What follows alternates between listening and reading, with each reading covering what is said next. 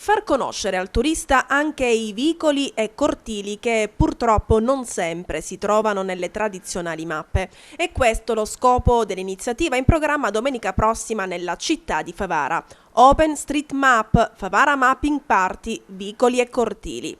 Cos'è Open Street Map? Una mappa interattiva, un'applicazione scaricabile dai cellulari che ti permette di conoscere posti e luoghi di un determinato paese che magari in altre app non trovi. Hai possibilità di vedere i parcheggi, le strutture ricettive, ristoranti, monumenti, le farmacie e quanto più utile per i turisti e non solo.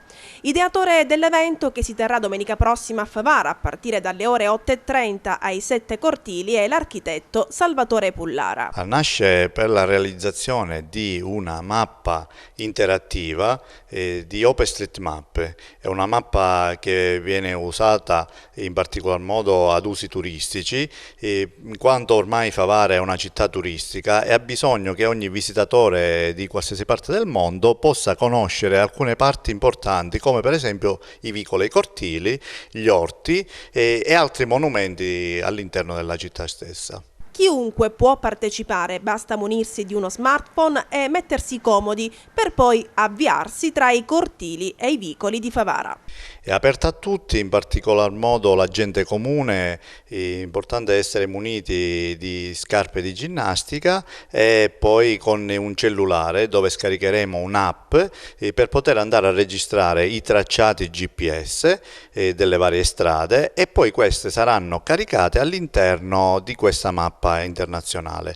La cosa particolare è che saranno partecipi anche alcune associazioni sportive come i Runners, ASD Runner di Favara, che faranno diciamo da guida all'interno del centro antico. Questi saranno divisi a gruppetti e molte persone andranno con loro facendo l'Urban Trail, quindi una passeggiata un po' più veloce all'interno del centro.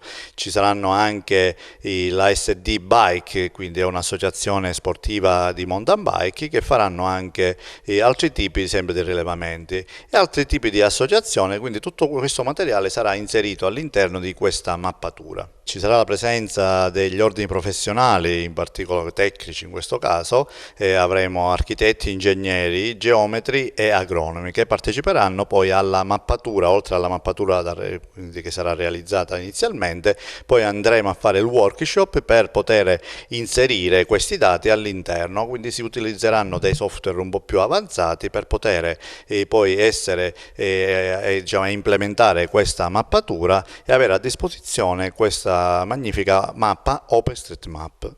Si partirà all'interno dei 7 cortili, all'interno della Farm Cultural Park, di cui diciamo, è partner di questa iniziativa Andrea Bartoli. Poi assieme a lui c'è anche Tivissima con Giuseppe Bennica, che fornirà le foto e tutta una serie di riprese aeree fatte in particolar modo con i droni e niente. E poi da quel momento in poi andremo in giro per conoscere il centro antico di Favara. Sarà un momento di riscoperta delle nostre antiche zone e tradizioni, a cui si collega anche, in occasione della Giornata Mondiale dell'Alimentazione, l'iniziativa Antica Alimentazione tra vicoli e cortili, curata dalla dottoressa Carmela Vitello, dove si porteranno a tavola le antiche tradizioni culinarie.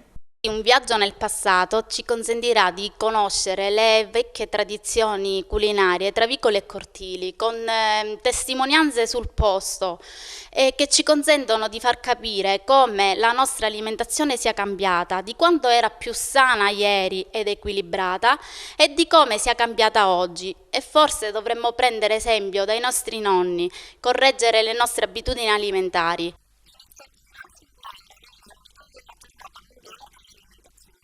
Ci saranno delle testimonianze dirette, quindi con video, dove porteremo a tavola proprio le vecchie tradizioni culinarie. Vi aspettiamo. A proposito, vi lascio con questa curiosità. Se vi dico frascatola, cosa pensate?